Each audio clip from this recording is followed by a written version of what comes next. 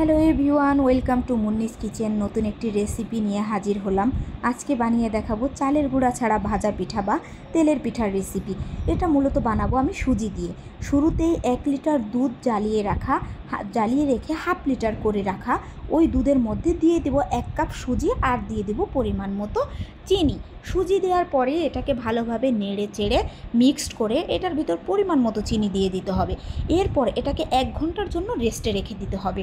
আপনারা চাইলে এর থেকে বেশিও রেস্টে রাখতে পারেন সময় হাতে থাকলে। তাতে করে এই যে পিঠার যে মাখাটা তৈরি করব এটা স্মুথ হবে এবং পিঠা বেশি ফুলতে সাহায্য করবে এবং স্মুথ হবে পিঠাটা।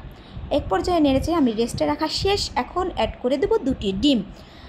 1 লিটার পিঠার জন্য যে ডোটা তৈরি করব এখানে আমার 2টি ডিমই যথেষ্ট। এরপর এই ডিম দেওয়ার পর পরিমাণ মতো লবণ দিয়ে দিতে হবে। এটার সাথে লবণ দেওয়ার আগে এখানে অ্যাড করে দেব আমি 1 কাপ পরিমাণ ময়দা। 1 লিটার দুধের জন্য 1 কাপ ময়দাই যথেষ্ট। 1 কাপ ময়দা দেওয়ার পরে এবং স্বাদ মতো লবণ দেওয়ার পরে এটাকে খুব ভালো করে নেড়ে চেড়ে হাত দিয়ে মাখাতে হবে। এই কাজটা অবশ্যই হাত দিয়েই করতে হবে, কারণ অন্য কিছু দিয়ে করলে ডোটা এরকম বেশি সুন্দর করে মিক্সড হবে না। মিক্সড না হলে পিঠাটা ফুলবে না, তখন আর পিঠা বানাতে আপনার সহজ হবে না, নষ্ট হয়ে যাবে ডোটা। হাত দিয়ে খুব ভালো করে নেড়ে চেড়ে মাখিয়ে এখন এটাকে একদম বানানোর জন্য তৈরি করে নিতে হবে। চুলায় বসিয়ে দিলাম ফাঁকা প্যান। এরপর দিয়ে দিলাম বেশি করে তেল, মানে পরিমাণ মতো, বাট একটু বেশি দিতে হবে যাতে প্যান থেকে ওই পিঠাটা একটু দূরত্ব থাকে, ফুলতে পারে আর কি, ভাসতে পারে পিঠাটা। এই পরিমাণে তেল দিয়ে দিতে হবে। এরপরে তেল গরম হওয়ার জন্য অপেক্ষা করতে করতে এরপরে দেখা যাবে তেল যখন কালার চেঞ্জ হয়ে যাবে, একটু হলুদ কালার হবে, অনেক গরম হবে তেলটা আর কি। তারপরে এক এক করে পিঠা দিয়ে দিতে হবে। অবশ্যই গোল চামচ ইউজ করতে হবে, তাহলে পিঠাটাও গোল হবে।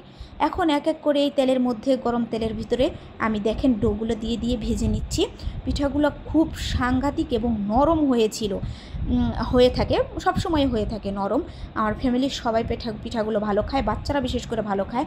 আর একটা বিশেষ কথা হচ্ছে যে এই পিঠা চালের গুঁড়ার মতো বানালে পরের দিন সকালে বা 2-1 ঘন্টা পরেই পিঠাগুলো যে শক্ত হয়ে যায়, এগুলো শক্ত হয় না, খুব নরম থাকে। 2 দিন অবধি আপনারা ফ্রিজ ছাড়া এমনিতেই রেখে খেতে পারবেন, সেক্ষেত্রে পিঠাগুলো নরম থাকবে। দেখতে দেখতে আমার সব পিঠাগুলোই ভাজা শেষ হয়ে যাচ্ছে। একের পর এক ভেজে নিচ্ছিলাম এবং কয়েক সেকেন্ডের মধ্যেই পিঠাগুলো ফুলে উঠতেছিল এবং প্যান ছেড়ে দিচ্ছিল। ভালো করে মাখানো হলে এভাবেই হয়ে যায়। দেন ফাইনাল লুক, আমার পিঠা রেডি। আমি ভেঙেও দেখাচ্ছি কতটা স্মুথ হয়েছে। থ্যাংকস।